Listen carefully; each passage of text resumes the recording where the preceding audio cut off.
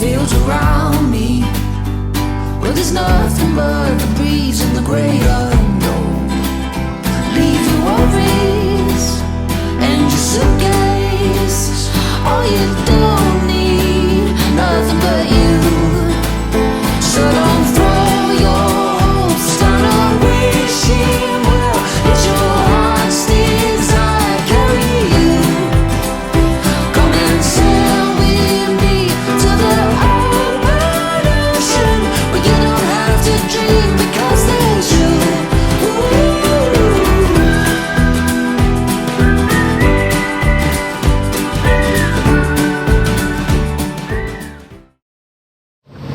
Chicago Harbor Lock, Chicago Harbor Lock, sailing vessel Gypsy. We are just around the Navy Pier, lakeside, requesting the lock. Copy that, Gypsy. Come on in. Copy that, stand by 1-4. So the other benefit of doing this lock trip on a like today is there's no other traffic. So was able to call the lock ahead of time as we rounded Navy Pier here. And they are going to have the lock chamber opened up and ready for us right as we get there.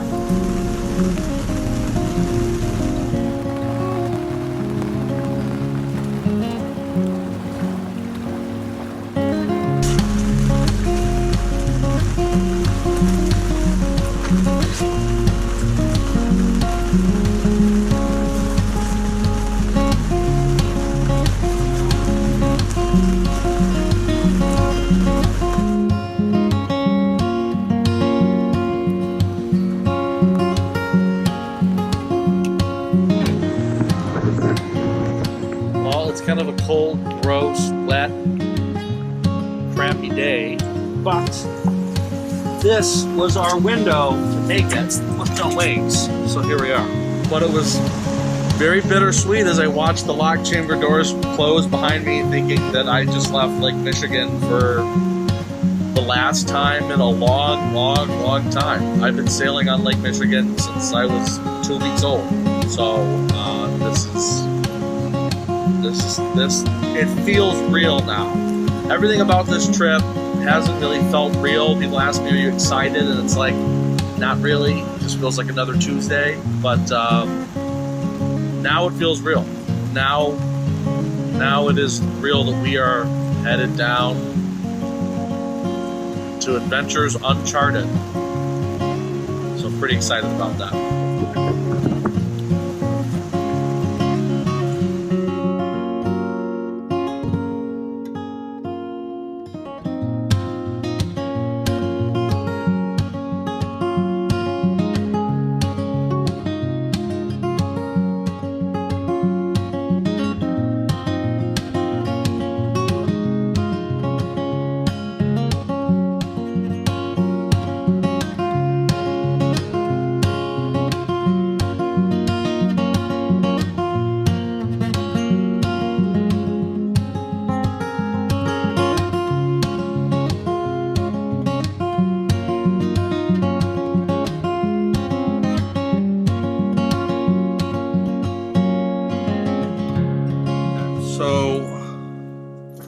First day, not bad. It was rainy and kind of miserable outside, but we made it to Canal Street okay.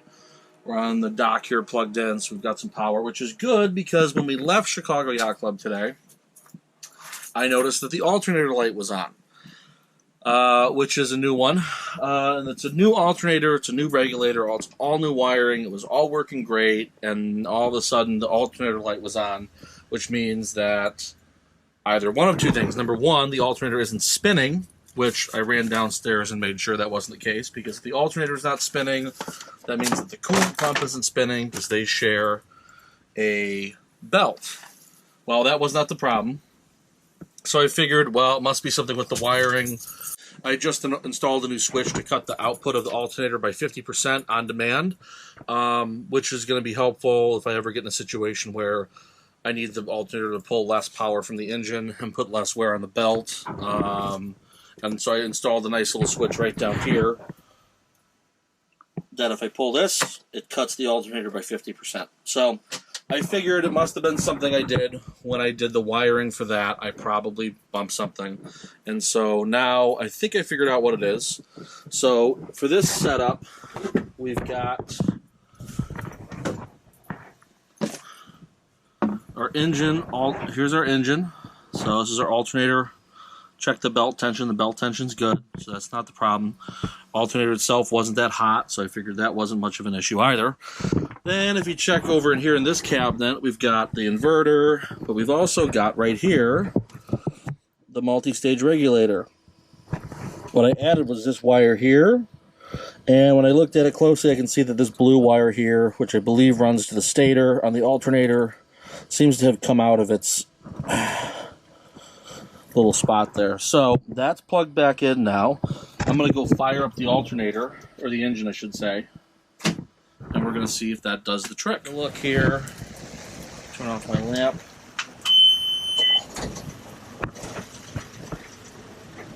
And voila, we have an alternator. And if we look inside at our voltage panel for the inverter, we should be seeing like 14 volts, 13.1, so we are charging. So we're good, fixed, easy fix. Love it when it's an easy fix. So now we get to finish dinner, cleaning the boat, putting laundry away, because we did laundry today at the yacht club before we left, but I didn't have time to fold it because I wanted to beat these north winds that were coming. So we'll turn our shore power charger back on, and we're good to go.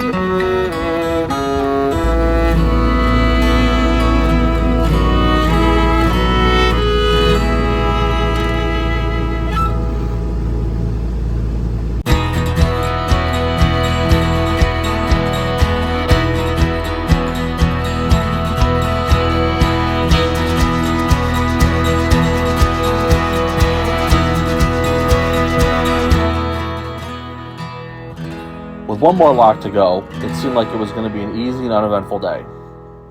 I spoke too soon. I've been through locks with barges before, wasn't fazed by it. Typically, the lockmaster will instruct you to go up and tie off to the side of one of the barges. This, however, was not the case this time. After we entered the chamber, the lockmaster instructed us to hang on to a rope tied to the railing, and he positioned us both next to and behind the tugboat. As we dropped, all seemed fine. I've been through plenty of locks where you hang onto a long rope and drop 40 feet before going through the Erie Canal. But what concerned me was knowing that when that tugboat fired up, once we got all the way down and the gates opened, that he was going to move a lot of water. Once we reach the end of the lock cycle, the barge starts to fire up his engines to move forward and reconnect himself with the barges that have already gone through the lock. As he does this, the thrust from the engines begins to suck myself and the boat in front of me off the wall.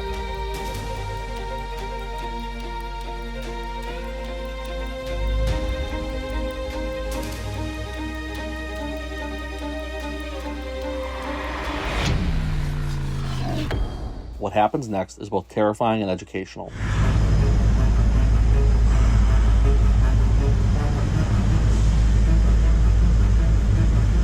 Oh my God, this is taking just about all my strength.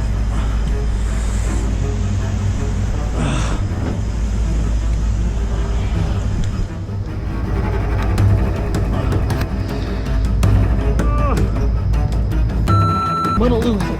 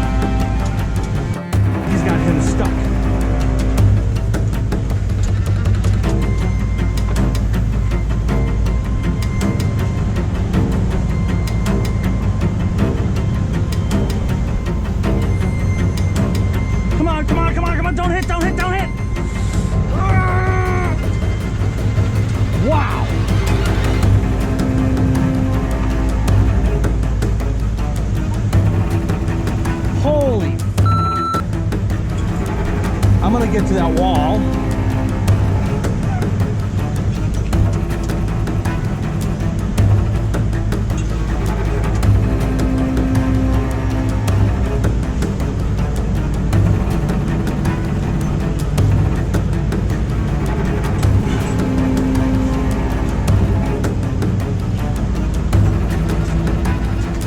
Wow, that was unbelievable.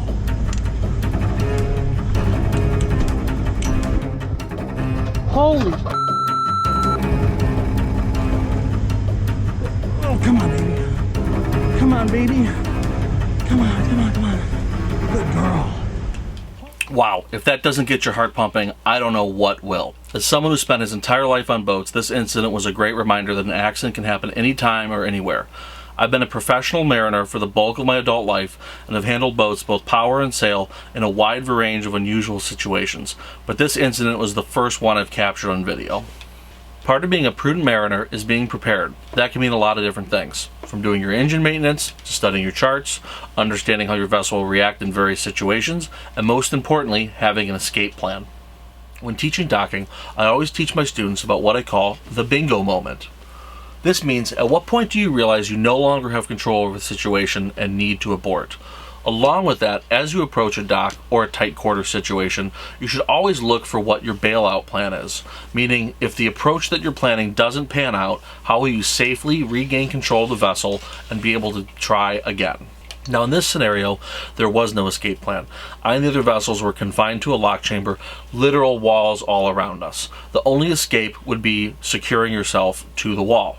Now, before we get too much deeper into this, let's talk about responsibility and risk management. When you operate a vessel on any body of water, you assume a certain level of risk. Being on a river may be considered less risky than being on the open ocean, as weather can have less of an effect on the water, but it doesn't mean we don't have other risks to consider.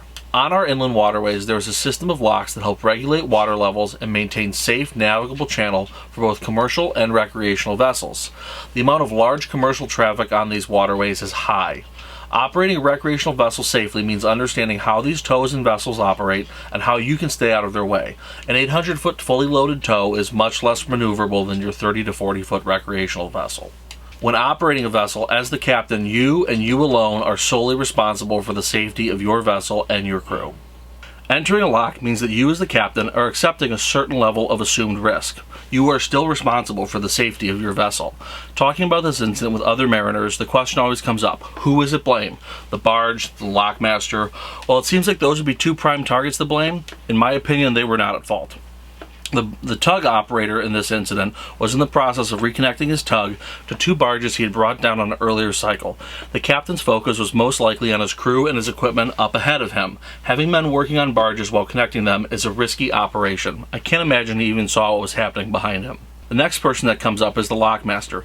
Yes, he did instruct us to take the position on the wall next to and behind the tug without a floating bollard to tie onto, but he didn't make us go through on this cycle. We could have waited for the next turn. So while his direction certainly didn't help, and in fact may have contributed to the situation, he didn't force us into the lock chamber.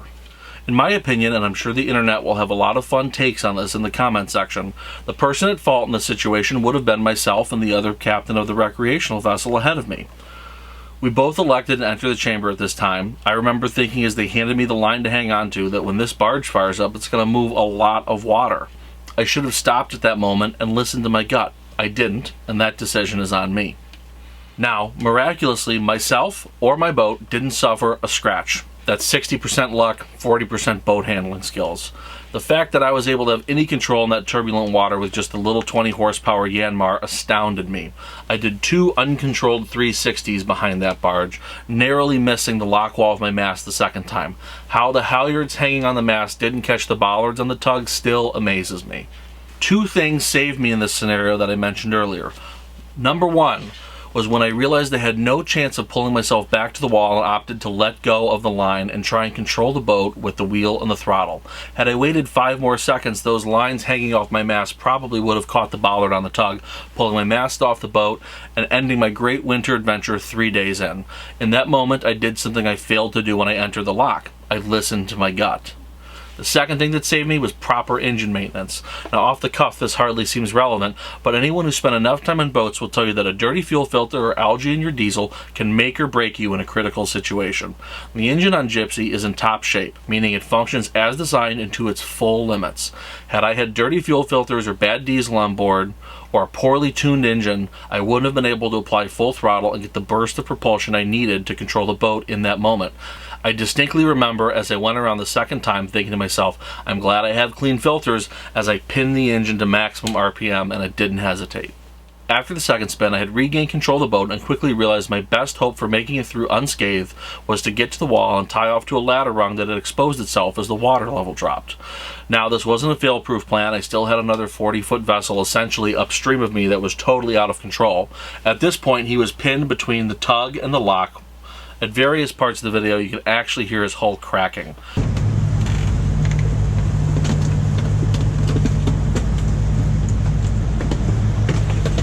My biggest risk once I got myself under control was him washing down on me in the tug's prop wash.